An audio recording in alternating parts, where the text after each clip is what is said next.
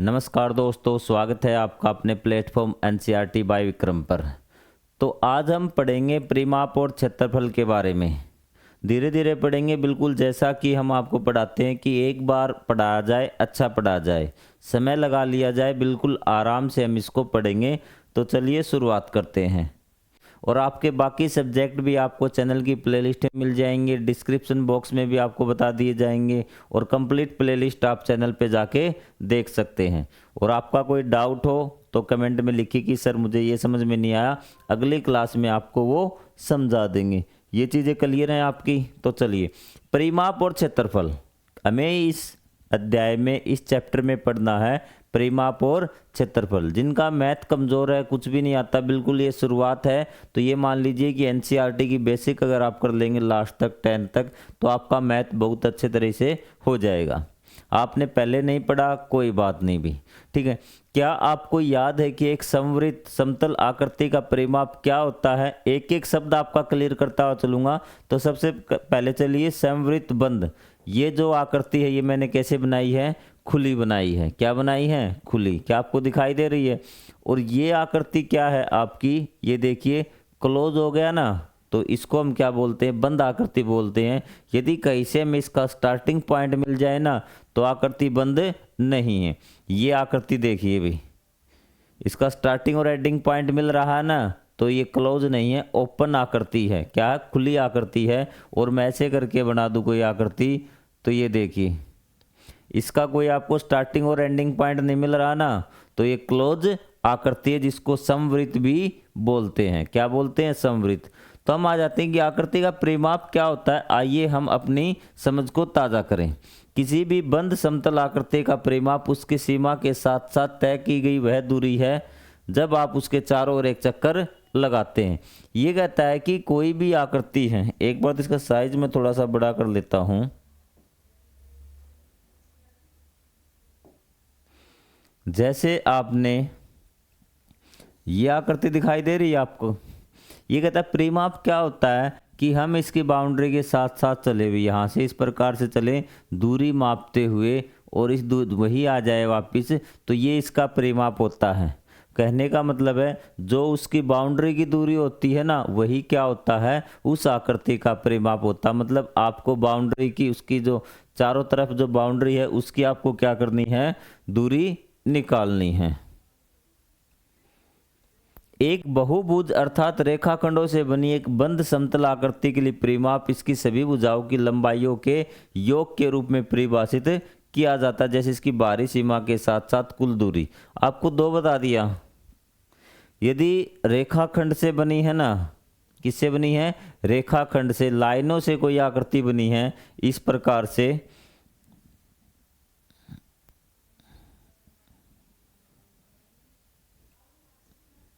परिमाप निकालने के लिए कि इस प्रकार से कोई आकृति बनी है, ठीक है। आपको क्या करना है कि जिन लाइनों से ये आकृति बनी है, उन लाइनों की लंबाइयों को जोड़ लेना है। जैसे ये 2 से, ये 1 से, ये 2 से, ये 1 से। तो आपको पता लग गया, इनको जोड़ लेंगे, 2 और 1 3 और 2 5 और 1 6। इसका परिमाप कितना हो गया? 6 हो गया। सिर्फ हम बाहरी भुजाओं को जोड़ेंगे भी, ठीक है।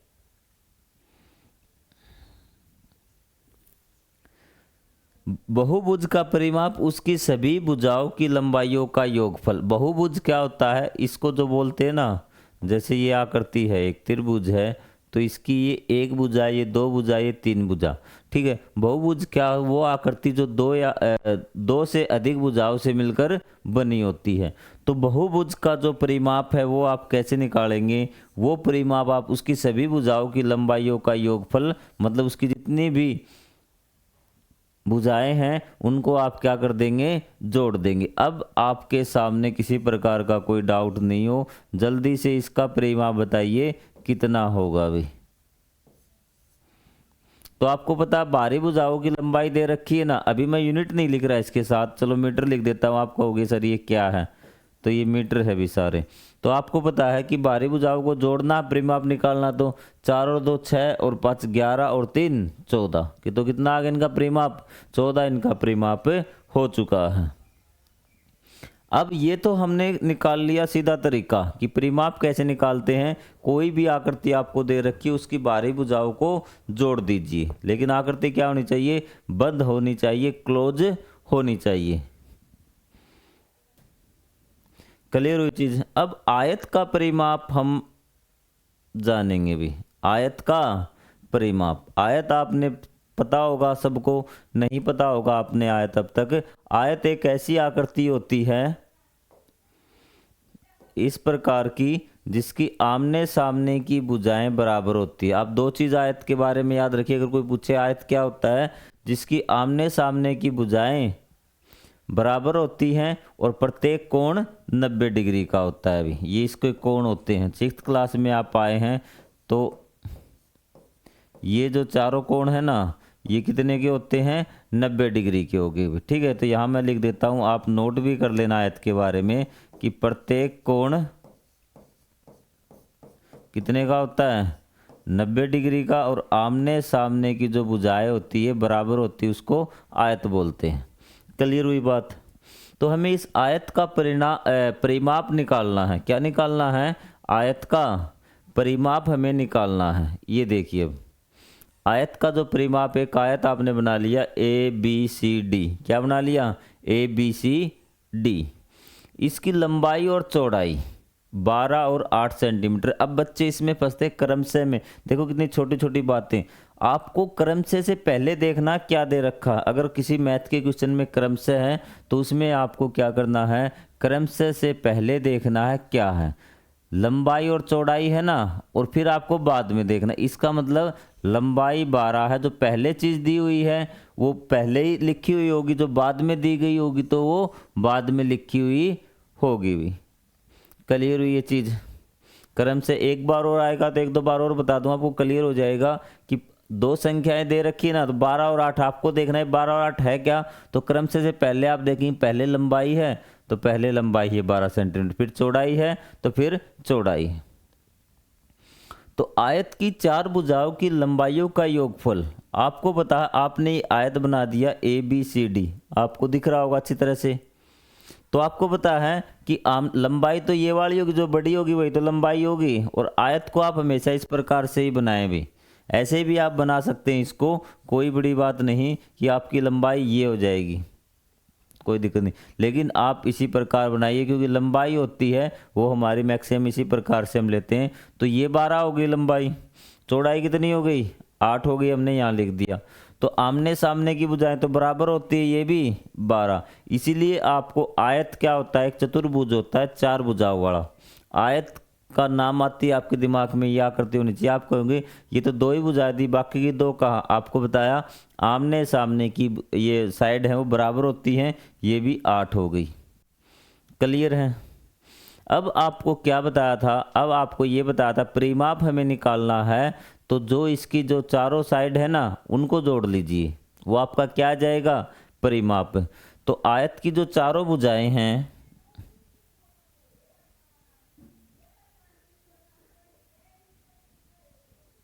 ये देखो AB, यहाँ से हमने चलना स्टार्ट किया, सेम बात है। तो यहाँ हम A से चलना स्टार्ट करते हैं, A से चल के हम B पे पहुँच गए। कितनी दूरी कर ली हमने, 12 सेंटीमीटर। मतलब A से लेके B तक दूरी को क्या बोलते हैं, AB।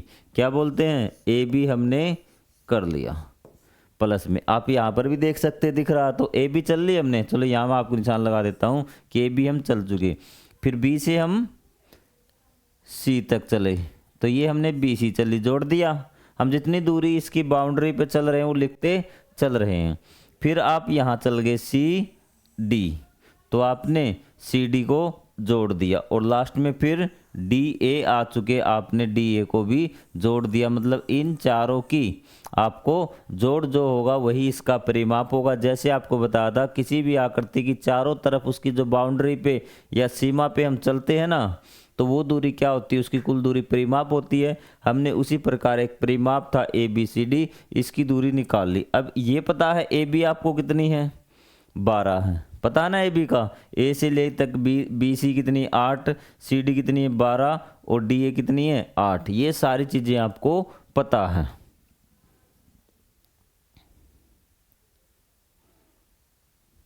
ठीक है, एक बार मैं आपको यही आगे ये वाली चीज़ यही सोल्व करवाता हूँ एक बार।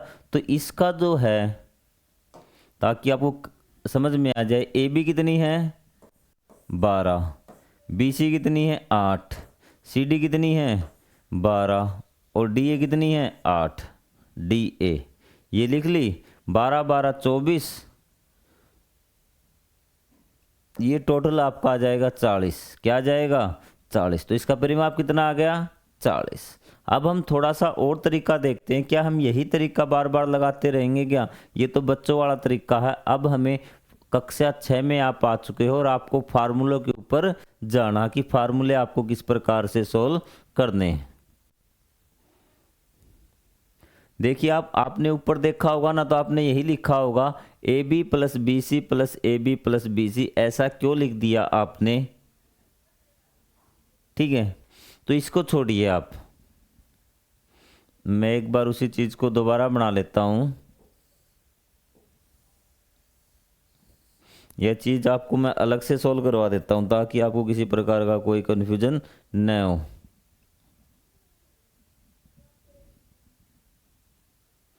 क्योंकि हम फार्मूला बना रहे हैं तो फार्मूला आपको निकालना आना चाहिए भी। ये आपका वो रेक्टेंगल था, ए बी सी डी। कोई बात नहीं, आप कहेंगे सर नाम आपने दाएं बाएं लिख दी, कोई दिक्कत नहीं। अगर हम इसका परिमाप निकालेंगे तो परिमाप इसका क्या होगा, इसी का आप निकाल लीजिए। ए बी, यहाँ से हम चलना स्टार्ट कर रहे हैं। A B plus B C plus C D plus D A, ये इसका परिमाप आ गया। आपको चारों साइड थी आपने जोड़ दी, ठीक है। लेकिन आयत पढ़ रहे हैं ना आप, तो आयत आप देखेंगे बी सी और ए डी तो बराबर है दोनों, और आपकी ए बी और सी डी बराबर है। इसमें क्या है आपकी बी सी और ए डी बराबर है, बी सी और ए डी आपकी बराबर है। तो मैंने लिख दी बी सी और बराबर ए डी, ठीक है। फिर आपकी ए बी और सी डी बराबर है, क्या बराबर है ए बी और सी डी, ये चीज़ बराबर है। यहाँ मैंने परिमाप निकाल रखा है। तो मैं क्या करता हूँ कि ए डी की जगह बी सी रख दूँ, क्योंकि दोनों बराबर है, कोई फर्क नहीं पड़ता, बिल्कुल बराबर है सेम। अगर इसकी जगह मैं दोनों में बदल दूंगा तो कोई बराबर नहीं, तो बी सी को मैं बी सी रहने दूंगा और इसकी जगह क्या रख दूंगा ए डी। चलो भी, और ए बी की जगह क्या रख दूं सी डी, क्या रख दूं सी डी, या फिर सी डी की जगह क्या रख दूं ए बी, ठीक है। तो ए बी का ए बी मैंने रहने दिया, प्लस बी सी का बी सी मैंने रहने दिया, प्लस सी डी की जगह क्या रख सकता हूं मैं ए बी, सी डी की जगह क्या ए बी, क्योंकि ये दोनों बराबर है। ये देखिए सी डी और ए बी, सी डी तो ये वाली लाइन है और ए बी ये वाली लाइन है, दोनों बराबर है। आपको पता आयत की आमने सामने की भुजाएं बराबर होती है। अगर हम इसकी लंबाई माने ये 12 है, ये 12 है, तो ये 8 है और ये 8 है। क्लियर हुई बात आपकी? तो ये प्लस में भी ए डी देखिए, ये है ना ए डी, तो ये बी सी के बराबर ही है। क्या है बी सी के बराबर ही है। तो हम क्या करेंगे, इसको बी सी में लिख दूं, लिख दिया। आपको कोई दिक्कत अब तक नहीं होनी चाहिए। अब देखिए इसमें भी ये भी ए बी है और ये भी ए बी है। ए बी कितनी हो गई 2, क्या हो गई 2 ए बी आपकी हो गई। क्लियर हुई बात? प्लस में बी सी देखिए, ये भी बी सी है और ये भी बी सी है, तो 2 बी सी हो गई। क्लियर हो गई बी सी? क्लियर हुई ना बात आपको? यहाँ तक कोई डाउट नहीं है। अब ये पैरामीटर तो हम निकाल रहे हैं, बस सोल्व करें। 2 मैं इसको आपको कॉमन ले लूँ तो यहाँ क्या आ जाएगा ए बी कॉमन, मतलब कि 2 इनमें से था तो बाहर ब्रैकेट लगा के इस प्रकार से हम कॉमन ले सकते हैं। इसका मतलब 2 गुणा में A B plus B C. यदि इसको भी हम, ये तो हमारा एक बार आ गया, मैं आपको सोल्व करके दिखाता हूं कि आपने कैसे क्या कर दिया। 2AB, जब हम इसको ब्रैकेट हटाएंगे ना तो 2 की गुणा पहले इससे होगी और फिर इससे होगी, बीच में प्लस का निशान आएगा, तो 2AB प्लस 2BC आ जाएगा, कोई दिक्कत नहीं इतना। अब देखिए आगे, पैरामीटर था 2, AB हमारा क्या है भाई, AB हमारा क्या है, चौड़ाई थी आपकी, क्या थी, चौड़ाई, तो इसको लिख दिया मैंने चौड़ाई,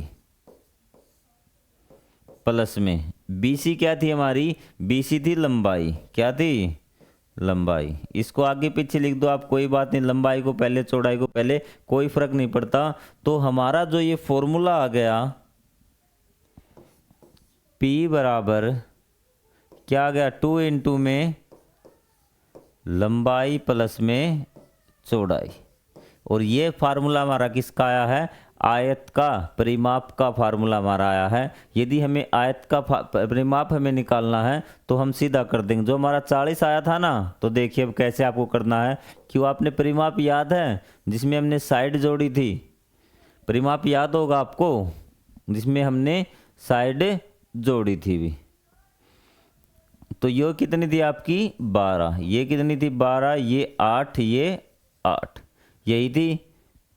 तो उत्तर कितना आया था इसका 40, साइड जोड़ के कितना आया था उत्तर 40। तो हम फार्मूला लगाएं, हमें पता है ये आयत का परिमाप का फार्मूला है, क्या है, आयत का परिमाप का ये फार्मूला, क्या होगा, 2 इंटू में लंबाई जमा में चौड़ाई, 2 गुणा में ब्रैकेट स्टार्ट लंबाई जमा में चौड़ाई। तो चलो लगा के देखते हैं, 2 लंबाई कितनी 12, चौड़ाई कितनी 8, तो 2 ब्रैकेट सोल्व करेंगे, 12 और 8 20, तो ये क्या आ गया 20 गुणा में 2 40, यही तो आपका आया था उत्तर।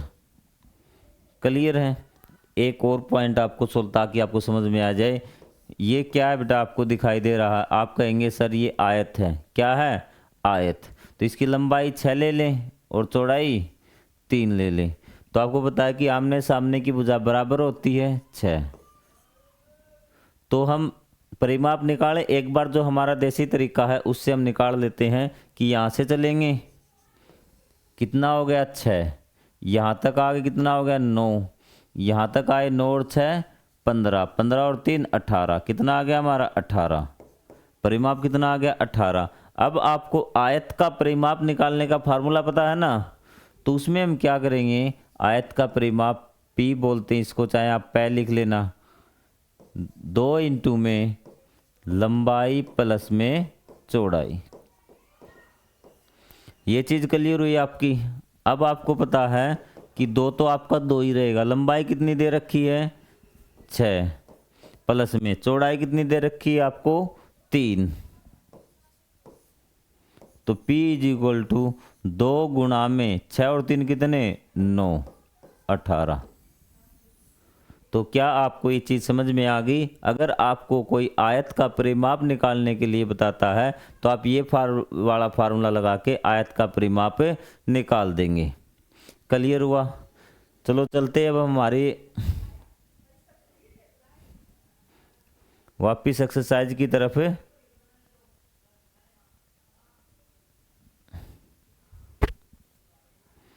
ठीक है भाई, तो कुछ नहीं करना आपको, सिर्फ क्या है ये दिया हुआ है फार्मूला जो हम सीख के आ चुके भाई।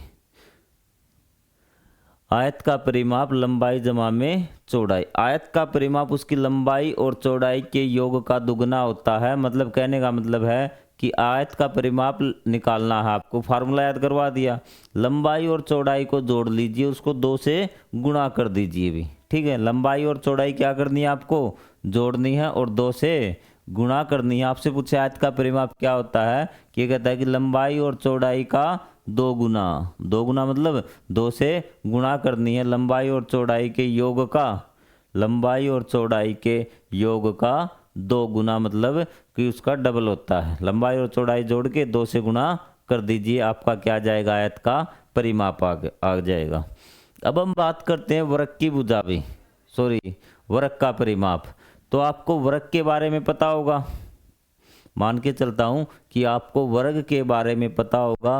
वर्ग में चारों भुजाएं बराबर होती हैं, ठीक इसी प्रकार का वर्ग होता है। वर्ग की चारों भुजाएं क्या होती हैं? बराबर होती हैं। परिमाप निकाल लें। आपके सामने एक वर्ग दिया गया है, इसका परिमाप हम निकालते हैं। भी यहाँ से चले 1, यहाँ से 2 हो जाएगी, यहाँ से 3, यहाँ से 4, तो ये 4 सेंटीमीटर आपका क्या आ गया? मीटर है, तो मीटर कर लीजिए। भी क्या कर लीजिए? मीटर, क्योंकि ऊपर मीटर लिखा ना, तो मीटर में आएगा भी। ठीक है, तो ये कहता है कि सेम वही बताया आपको कि इसके चारों ओर बाउंड्री पे क्या लगानी है? टेप लगानी। तो कितने मीटर लंबी टेप लगेगी?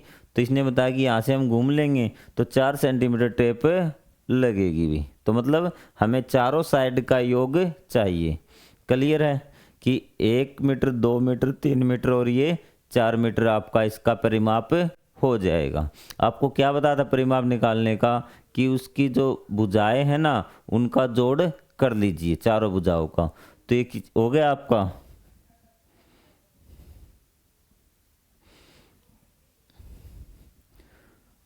तो ये कहा कि टेप लगानी, वर्ग का परिमाप में निकालना, वर्ग की चारों भुजाओं की लंबाइयों का योग आपने कर लिया, 1 2 3 4 जोड़ ली, 4 मीटर आपका आ गया। अभी हम जानते हैं कि वर्ग की चारों भुजाओं की लंबाई बराबर होती है। वर्ग की जो 4 भुजाएं होती है ना, उनकी लंबाई क्या होती है? बराबर होती है। इसलिए प्रत्येक भुजा की लंबाई को जोड़ने के स्थान पर यदि हम एक भुजा को 4 से गुणा कर दें तो देखिए क्या कह रहा है कि इसने ऐसा कहा है कि जैसे ये वर्ग है आपका, मैं 2-3 आपको एग्जांपल दे के समझाऊंगा। ये वर्ग है, ये 2-2 आपकी वर्ग हो गया। आपको चारों लिखने की जरूरत नहीं, अगर आपने वर्ग लिख दिया तो अगला ऑटोमेटिक समझ जाएगी कि चारों 2-2 की है। एक तो तरीका हम ये करें, 2 प्लस में 2 प्लस में 2 प्लस में 2 8। ये कहता है कि चारों को जोड़ने की जरूरत नहीं है। आप क्या कर दीजिए, 1 लिखिए और उसको 4 से गुणा कर दीजिए। जैसे 1 आपने क्या लिखी, 2 ये साइड लिख लीजिए आप। ये कहता है कि 4 गुणा साइड, साइड का मतलब क्या होता है? भुजा। तो ये हो जाएगा 4 गुणा में 2 8। बिल्कुल सही उत्तर आया है। तो ये वर्ग का परिमाप क्या निकाल रहे हैं हम? परिमाप। 4 गुणा में एक भुजा की लंबाई कर दीजिए। भुजाई एक होती वैसे तो, अगर माप जो आपको एक भुजा का दिया हुआ मिलेगा। तो ये कहता है कि चारों को जोड़ने की बजाय क्या कर दीजिए, एक भुजा को 4 से गुणा कर दीजिए, आपका उत्तर आ जाएगा। भी चलो एक बार मैं आपको ले चलता हूँ वहाँ पे जादू की नगरी में। कहाँ पर? जादू की नगरी में। भी आगे जादू की नगरी में चलो, तो फिर देखो समझो। भी 3 3 3 3। एक तरीका आपसे कि 3 प्लस में 3 प्लस में वर्ग हो गया ना, ये चारों भुजाएं बराबर वर्ग है, ये भी उत्तर आएगा आपका 12। और दूसरा तरीका था आपका 4 गुणा में भुजा की लंबाई। भी तो 4 आपकी 4 होगा, भुजा की लंबाई कितनी है? 3, तो कितना आएगा? 12। दोनों बराबर आए हैं।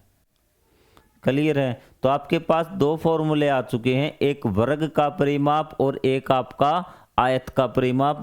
दोनों फार्मूले बेटा अच्छी तरह से याद कर लेना। तो सबसे पहले मैं बताता हूं आपको आयत का परिमाप। आयत का परिमाप, जो आपका आयत का परिमाप होता है वो होता है 2 की गुणा में किससे करनी है? लंबाई जमा में चौड़ाई। याद कर लोगे ये, लंबाई जमा में चौड़ाई। और दूसरा हमारा आया है वर्ग का परिमाप। वर्ग का परिमाप क्या होगा? 4 की गुणा करनी है हमें भुजा की लंबाई। भुजा की लंबाई एक बार निकाल के आपको दिखा देता हूँ। एक क्वेश्चन आपको करना है, एक मैं निकाल के दे। ये वर्ग हो गया जिसकी लंबाई 4 और चौड़ाई 2 है। तो आपको पता है इसका परिमाप क्या होता है? 2 इंटू में लंबाई 4 प्लस में 2, तो ये हो जाएगा 2 गुणा में 6 12। भी कितना आ गया? 12। एक आपका क्या है, ये वर्ग है जिसकी भुजा कितनी है, 8 है भी। तो 8 है तो चारों 8 होगी, तो हमें एक की चाहिए, तो मतलब चारों की आपको मिल गई। तो इसका परिमाप क्या होगा, 4 गुणा में भुजा की लंबाई कितनी, 8, 32 हो गया अभी। कितना हो गया, 32। अब आपके लिए क्वेश्चन है, आप सोल्व करें तो बता देना कि ये आपका क्या है, आयत है, इसकी एक 6 है और एक ये 4 है।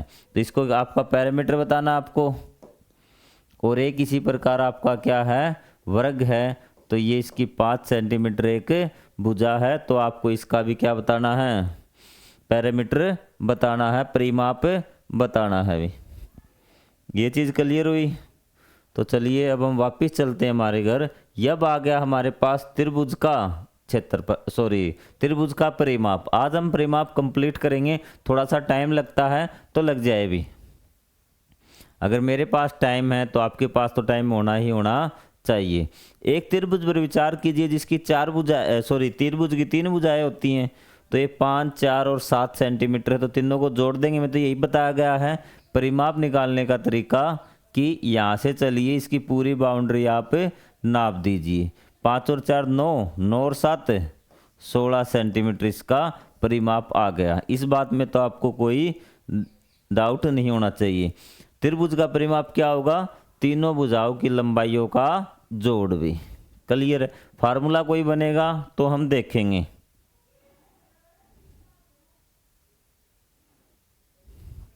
अब उदाहरण है, अक्सी 3 मीटर लंबाई और 2 मीटर चौड़ाई का एक आयताकार मेजपोश के चारों ओर एक फीता लगाना चाहती है। अक्सी को कितने लंबे फीते की आवश्यकता पड़ेगी भी। अब आपका दिमाग लगाना है कि ये हम मान लेते हैं कि मेज का टॉप है, उसको यहाँ क्या लगाना, फीता लगाना उसके चारों तरफ मेज के। ठीक है, मतलब कि एक डिजाइन सा बांधना चाहती है। तो ये कहती है इसकी लंबाई कितनी होगी, लेकिन टेबल की जरूर दी है भी। जो चौड़ाई कितनी, आयताकार है, 3 मीटर तो लंबा है भी। कितना है, 3 मीटर लंबा और 2 मीटर चौड़ा है। तो आपको पता है फार्मूला बताना, आयत का परिमाप। अगर ये वाली चीज़ आपको निकालनी तो आयत का परिमाप क्या होगा, 2 गुणा में लंबाई कितनी है 3 जमा में चौड़ाई। तो कितना है, 3 और 2 5, 5 दूनी 10, 2 गुणा में 5, मतलब 10 मीटर की उसको ये फित्ता लेके आना पड़ेगा। क्लियर हुई ये चीज़ें। यही चीज़ आपको नीचे सोल्व करके दिखाई गई है। मेजपोश का परिमाप निकाला, 2 गुणा में लंबाई जमा में चौड़ाई, 2 गुणा में 3 मीटर और 2 मीटर, 2 गुणा में 5 मीटर 10 मीटर।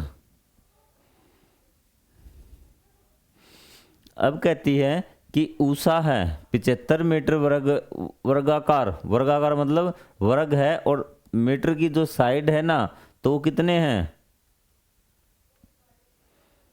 75 मीटर की है। क्या है, 75 मीटर की। और चक्कर कितने लगाती है, 3। तो दूरी बता दीजिए उसने कितनी दूरी तय की।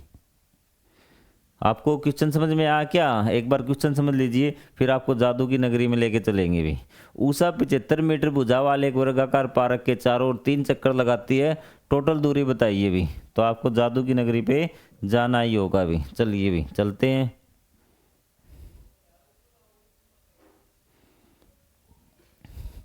ये आपका वर्गाकार पारक हो गया। ये बताइए, पारक है, इसकी 75 मीटर है, और ऊषा है भी। क्या है, ऊषा है। ये डायग्राम भी नहीं बनाने आते मुझे तो, ठीक है जैसा भी है भी। ऊषा है ये, इसको क्या 3 चक्कर लगाने। कितने चक्कर लगाने हैं, 3। और ये बताना कि टोटल कितनी दूरी चलेगी, कितनी दूरी चलेगी। तो हम मान लेते हैं यहाँ से चलती है, अगर 1 चक्कर लगाती तो 1 बार परिमाप हो गया, 2 लगा दिए तो 2 बार हो गया, 3 चक्कर तो 3 बार परिमाप हो गया। तो परिमाप का मैं फार्मूला पता, वर्ग का परिमाप। वर्ग का परिमाप क्या होता है अभी, वर्ग का परिमाप होता है आपका, वर्ग का परिमाप। फार्मूले भूल गए क्या, ये होता है 4 गुणा में भुजा की लंबाई भी। क्या होता है, भुजा की लंबाई की लिख लेना भी। तो ये हो गया आपका 4 गुणा में 75 भी। तो इसका करोगे आप, आएगा 300। ये कह रहा है कि 1 चक्कर अगर लगाता ना परिमाप का मतलब क्या होता है कि बाउंड्री का एक चक्कर भी, यहाँ से यहाँ से यहाँ से यहाँ तक, तो कितनी दूरी 300, लेकिन चक्कर कितने लगाए 3, तो यहाँ लिख देंगे 3 चक्कर की दूरी भी। क्या आ गया 300 गुणा में 3, 900 आ गया। अभी कितना आ गया 900।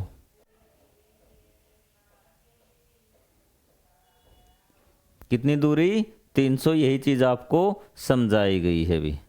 तो आइए पता लगाइए, ये एक्सरसाइज है आपकी पहली, ये हम करेंगे अगले लेक्चर में। आपको ये सारी चीज़ें समझ में आ गई या फिर नहीं आई?